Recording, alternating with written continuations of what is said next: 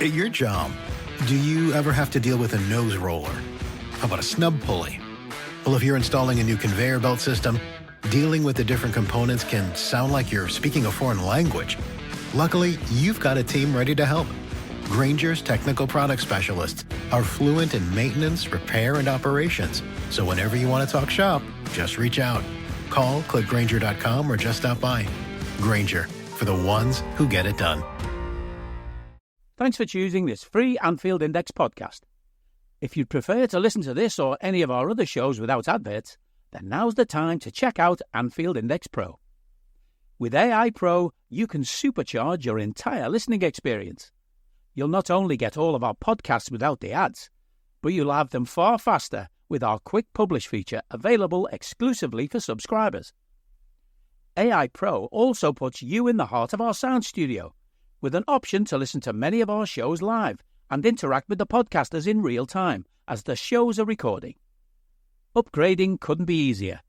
AI Pro is available on all popular podcast platforms. Just head on over to AnfieldIndexPro.com and get started today. Hello and welcome to the Daily Red, your lunchtime catch-up on all things Liverpool FC and your daily reminder that the Reds are top of the league. Arsenal won last night. They moved to within 4 points of us. We still have a game in hand. They still have to play Villa at the weekend. They've still got City coming up. They've got to come to Anfield. They've got to go to Forest. They've got to play Chelsea at home. They've got lots and lots of tough games. There's no evidence that they're going to put a big run together. There's no suggestion that this team is capable of overhauling us, particularly without Bukayo Saka in their ranks. So can everybody just calm down? Seriously, just calm down. They beat Spurs. Everybody expected them to beat Spurs. Spurs are wrecked by injuries. They're missing the starting goalkeeper, both starting centre-backs, their starting left-back, one of their backup centre-backs. The guy who would be their backup left-back is also that same player who would be the backup centre-back in Ben Davies. And their starting number 6 in Rodrigo Bentancur. Like, they're missing 5 key starters. They're playing an 18-year-old at centre-back. He's playing brilliantly, but he's a midfielder. They're at bare bones with their squad. They're horrific defensively. Arsenal were expected to beat them. And you know what Arsenal still needed? A fluke own goal that took not 1, but 2 deflections. Because Gabriel's header, the initial header, did not have that going on target. Not even close. It was going back out towards the edge of the 18-yard box before it takes the first deflection. And then it hits Solanke and goes in. It's a complete fluke. And the second goal they scored is a goalkeeping error. And yet you've got morons, not Liverpool fans now, morons, claiming Arsenal could have scored 5 or 6, including Declan Rice, by the way. Their XG on the night was like 1.4. I think they had 4 shots on target. Where are they getting 5 or 6 goals? Mind-blowingly stupid stuff. Arsenal were the better team last night and still needed massive chunks of luck to score their goals. Same thing that happened against Brentford. You know what happens with luck? Eventually it runs out. And they've had a lot of it over the last 2.5 years. Now, they'll cry and say, oh, we've got injuries at the moment. So does everybody else. Injuries are part of a season. There's no suggestion that they are in a position to beat us to this title. None. We just have to take care of ourselves. The lead article on This is Anfield suggests that Mo Salah needs a rest. And I do think there is definitely an argument to be made that Mo Salah needs a rest. Now, when I look at our fixtures, I think there's games coming up he can be rested in. So, obviously, up next is Brentford away. He has to play in that one. Lille in the Champions League. There's no reason for Mo to start that one. None. Ipswich in the Premier League, he should start. PSV, I wouldn't even have him travel. Then we play Bournemouth, then we play Spurs, and then he won't play against Plymouth. So he'll get basically a week off till Everton. So you can basically play Mo from the next, 8 games? You can play Mo in 5 and leave him out in 3. And that's what I think should do. We don't need him to play against Lille, PSV, or Plymouth. Let him sit those games out. Let him get his rest. Because then when he comes back against Everton on February the 12th, hopefully he's refreshed. Hopefully he's back to the Mo we've seen for the vast majority of this season, and he can fire us through the next portion of the season and put us in a position to win the Premier League title.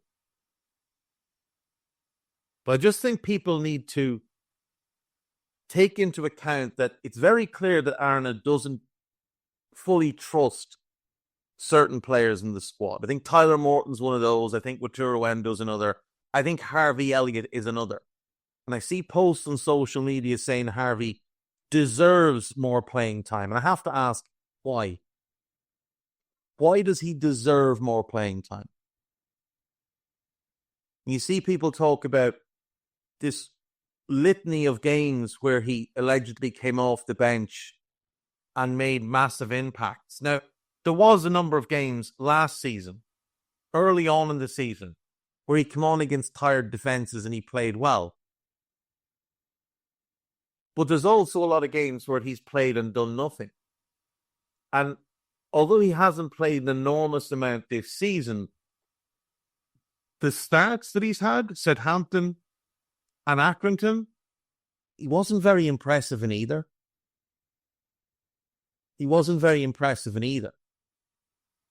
And if he's not performing when he does get opportunity, and he's not making his case every single day in training to the point where the manager can't ignore it, then he doesn't deserve more playing time.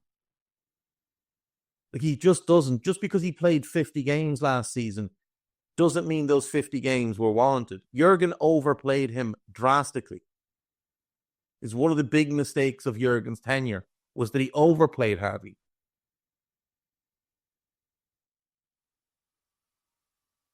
I've never felt that Harvey Elliott was someone that was going to establish himself long-term as a starter for us. And I have doubts that he'll be at the club next season.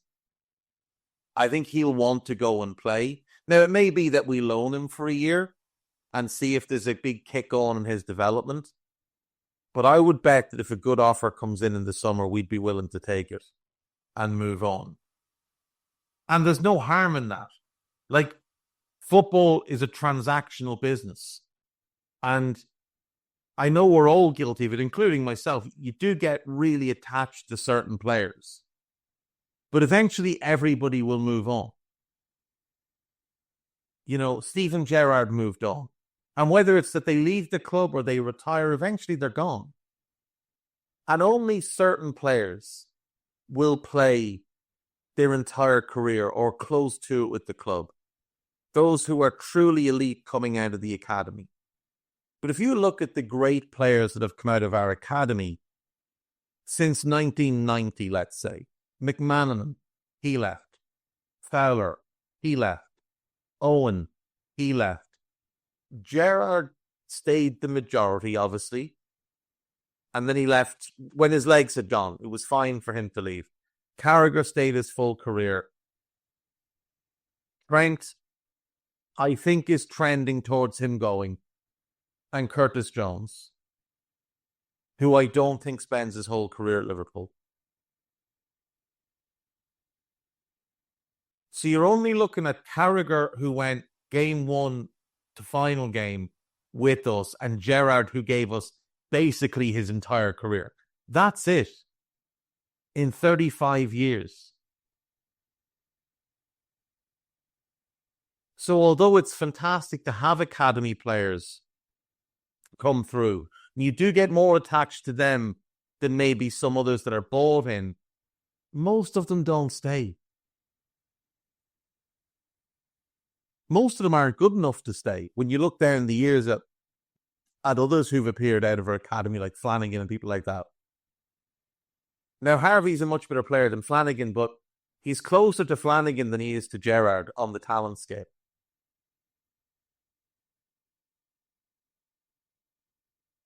So if he moves on this summer, so be it. If the right offer came in from now, we might as well sell him because he doesn't play enough to warrant keeping him around. Same goes with Tyler Morton. If the players are at the club and not playing, sell them. Because ultimately they are assets of the football club. They are there to be traded. And if we could sell Harvey and Tyler Morton and get, I don't know, 55 to 60 million combined between them, whatever the makeup of that might be, whether it's, let's say it's 40 for Harvey and 15 for Morton or 20 for Morton. If we could sell both of them and take that 60 million and go and buy a player that's going to come in and start for us, then that's absolutely what we should do. Or take it and go and buy two players, maybe one who starts and one who will be a heavily used rotation player. Like, let's say we could sell Tyler Morton and Harvey Elliott, get the 60 million in, and let's say you go and you buy Patrick Dorgu from Lecce. Okay, let's say you go and buy him and he costs 35 million. And he can come in and he can not necessarily immediately start as your left back, but let's say he can come in and be heavily in the rotation at left back. Well, that's improving the squad. There's one player who's better than or going to be more useful than Harvey and Morton, who just don't play for us. Like, they just don't play. And then let's say you take the remainder of that money and you go out and you buy, I don't know, let's say Johnny Cardoso or Roberto Rios. Let's take Roberto Rios, the Colombian midfielder. Is that his name? Is it Roberto Rios? It's Rios, isn't it? What's this? Richard Rios. Let's say you could buy him for 25. Well, now you'll have a midfielder that the manager might actually use. And now you've got someone that can come in and at least rotate in the defensive midfield role. Him and Gravenberch could play together, but he'd also be a really good fit with Alexis. He'd fit with Curtis in a double pivot. So let's say we did that. Or Johnny Cardoso either. Let's say we bought one of those two. And they're not coming in to be an every game starter, but they are going to come in and play. Well, we swapped two out, brought two in, but these will be players that might actually play. The only way that hits us is we lose one homegrown player in Tyler Morton, because Harvey doesn't count as homegrown yet. But we do have a space to play with, a non-homegrown space to play with, so we're good in that regard. It just might make things a bit tighter down the line, but you can fix that by selling Robertson, selling Tsimikas. There's two non-homegrown players. Bring in a young English left back, or maybe just promoting Luke Chambers or something. Going with Chambers and Scanlon as the depth behind Dorgu. And all of a sudden you've rectified that homegrown problem. But while you might look at it and say, well, I'd rather have Tyler Morton and Harvey Elliott because they're players I know and I prefer, a Richard Rios and a Patrick Dorgu would mean more to the squad because they'd actually play. And if they play, they're much more valuable than players that are not going to play. And again, it doesn't have to be those two, they're just examples. But we need to get past this idea that just because we have a player, that means that they're better than players elsewhere. Not every Liverpool player is fantastic. many of them could be upgraded on. There's very few of them that should be looked at as absolutely untouchable in the squad. Unfortunately for us, 3 of those that would be untouchable are out of contract in 6 months. At Kroger, an annual Boost membership just got even better. Now you can choose from Disney Plus with ads, Hulu with ads, or ESPN Plus on us when you sign up. Plus, enjoy unlimited free delivery, double fuel points, exclusive offers, and free items. Sign up for a Boost membership today. It's an easier way to save, including new streaming options to relax with while we deliver your groceries. Kroger, fresh for everyone. Restrictions apply. See site for details. And another, we've actually bought his replacement. And outside of those 4, I'm really only looking at Ibu and Alexis as players I wouldn't consider selling at any price point. So, you just have to be a little less sentimental about these things. What else do we have? Stats defy Rio Ferdinand's basketball claim. Liverpool dominated for us. That basketball claim by Rio was one of the dumbest things I've ever heard said. Like, they barely attacked in the last 30 minutes. It's absolute nonsense from Rio Ferdinand, as per usual. Liverpool FC kit leak, different crest on every shirt for next season, which is kind of cool. And I have to say, I really like all 3 of them. I really, really do like all 3 of them. And if these kits that have been mocked up are anything like what the actual kits turn out to be, I think they're really good. So, yeah, look, Adidas will be promising. Arsenal have had tremendous kits with Adidas. There's clearly a lot more effort with Adidas in terms of design, whereas, like, with Nike, it's just very bland. It's very meh. It's very, like, copy and paste across all of the teams that they make kits for. There are growing reports around us and left backs. So there's been 3 linked in the last 24 hours.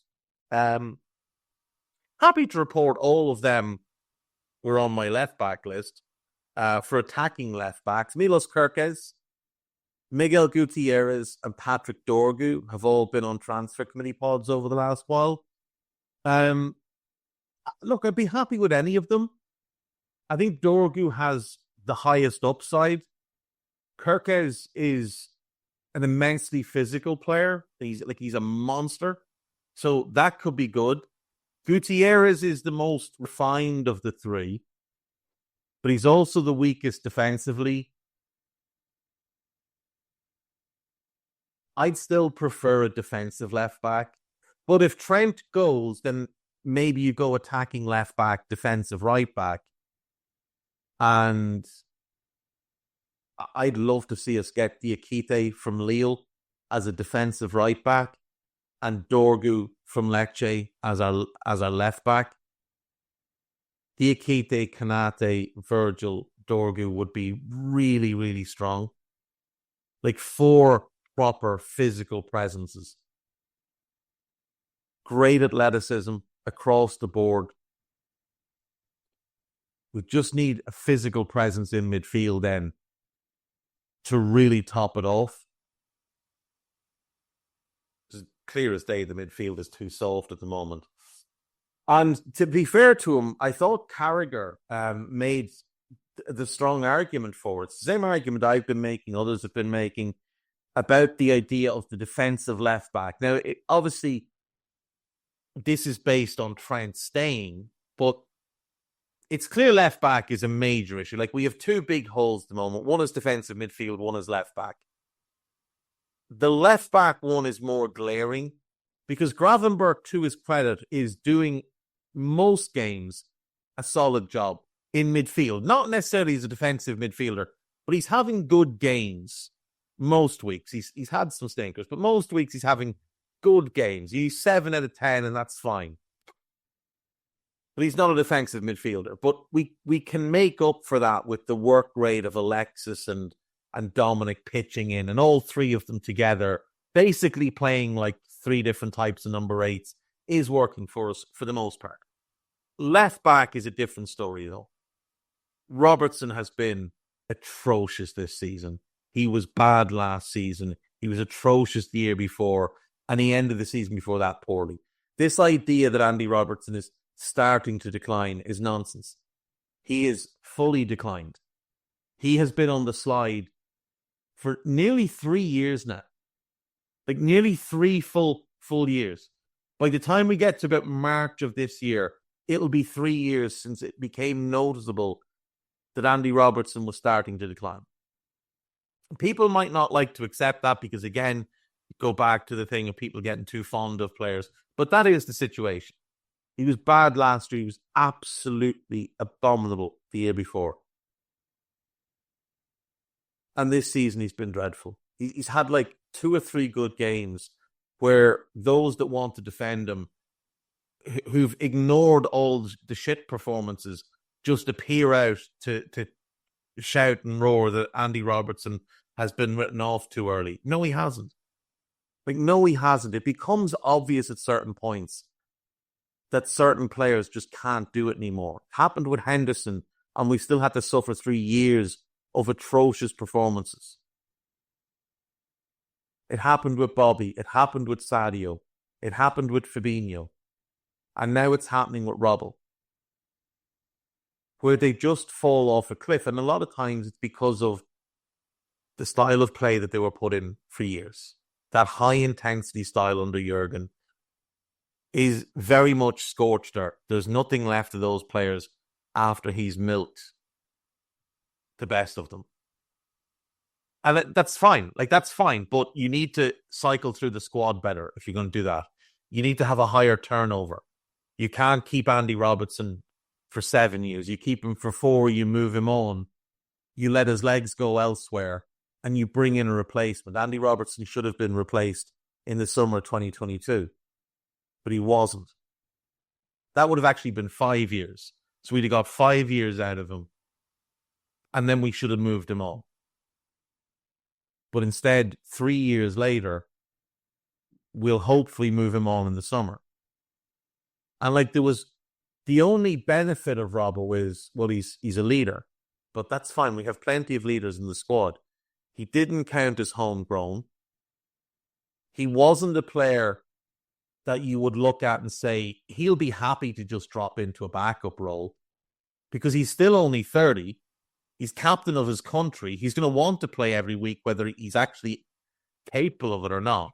But Carragher made the point for a defensive left back, one of those who could also maybe cover at centre back. And he pointed to the likes of Calafiori and Gvardiol and Nathan Ake, and he's right.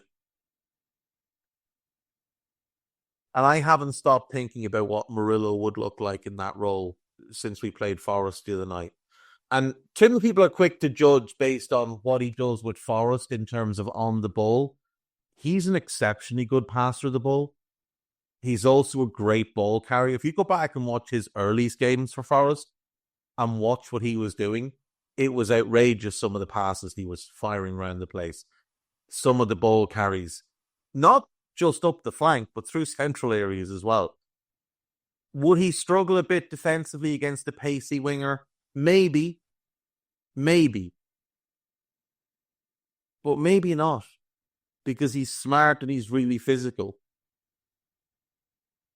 And if you're defending as a 3 with Ibu, Virgil and him, not all the time, but at times, then he's got cover. And if you're defending as a 4 with, let's say, Trent stays, Trent, Ibu, Virgil, Murillo, that's fine as well. Like, there's not a litany of great right-wingers in the Premier League. We've got by far the best one. After that, you've got Saka, Mbomo, Bowen, Semenyo. I'm kind of struggling after that. I mean, Noni Mudeki is good one week, trash the next. You know, there's a lot of players that are, you know, Kudus is very good, but he's very inconsistent. He doesn't always play right wing. Like, Mint is a very talented player, but he's not consistent. Doesn't start every week either. So you don't have this litany of great wingers that are going to roast him week in, week out. And every fullback gets roasted at some point or another. Every single one of them, bar maybe Paolo Maldini, has been roasted. You know, plenty of them. Even Ashley Cole got roasted a few times. It happens. And I do note on This Is Anfield, there is a piece about Liverpool having interest in Murillo. And there is a suggestion that he'd be open to that move.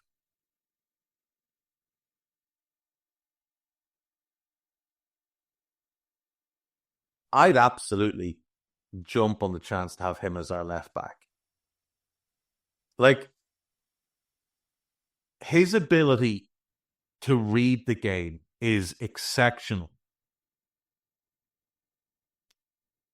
But on the ball, he's so much better than people will give him credit for, because they're only watching the things he's done at Forest or what he's doing at Forest now. He was immense against us in both games. And while he is short for a Liverpool centre-back, he's about 8 foot wide. Like, he is a tank of a human being. You're not seeing him get physically bullied by anybody. I think he could play as a left-back. I really do. And I think he'd excel there. I think he's quick enough for the most part. And he doesn't pick up that many injuries either. But 100% take him. Jadon Danns scored again for the 21s last night. They did lose to Sparta Prague, but Dan's scoring is promising. And there's rumours that Stoke are interested in bringing him in on loan. So we'll see what happens.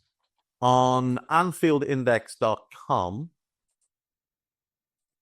there is a piece about Harvey and a journalist saying he's not fancied.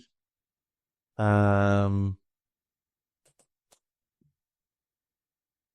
a piece about Jota, a piece about Trent, some stuff from David Lynch, a piece about Milos Kerkez. There is the transfer show with Trev and Dave Davis, and there is the new rival recon, Harry Setti speaking to Mike Johnson, who is, of course, a Brentford fan. We will record Scouted for Brentford in the next little while, once Matchett gets back to me, and that should be out tonight or early tomorrow. And that's it. That's what I have for today. I will see you tomorrow. Take care of yourselves. Bye-bye. We hope you enjoyed listening to this Anfield Index show. Please be sure to subscribe to our channel so future podcasts find their way to your device automatically. There's nothing quite like fan engagement, and we'd love to know what you think of anything discussed on this show. The best way to get in touch is over on our free Discord community, where both podcasters and listeners debate the hottest LFC topics 24/7. Sign up free now at AnfieldIndex.com/Discord. You won't regret it. You can also follow us on Twitter at Anfield Index and find us on Facebook by searching for Anfield Index. Oh, and before you go, we'd love it if you could leave us a 5-star review on your favourite podcast app. It only takes a couple of seconds, and it means the world to the people who create these free shows.